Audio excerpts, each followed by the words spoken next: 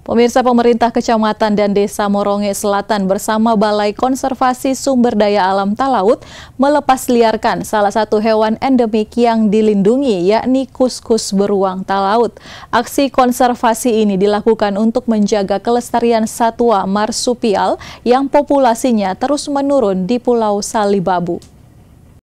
Bertempat di kawasan hutan Bune, Kecamatan Moronge, pemerintah kecamatan, pemerintah desa Moronge Selatan, dan BKSDA Provinsi Sulawesi Utara melepas liarkan kuskus beruang talaut ke habitatnya.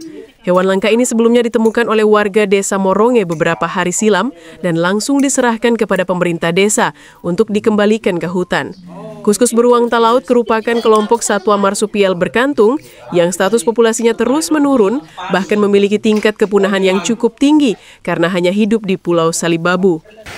Hewan ini merupakan hewan endemik yang memang ada sejak dulu, memang ada di kawasannya, ada di wilayah Kecamatan Moronge, sehingga ke depan nantinya melalui sinergitas dengan pemerintah desa akan ada upaya-upaya untuk melestarikan satwa ini sekaligus juga untuk kelestarian habitatnya yang ada di wilayah Kecamatan Moronge. Mungkin ini. Satwa kuskus ini itu merupakan satwa endemik yang cuma ada untuk talaut, cuma ada di Pulau Salibabu.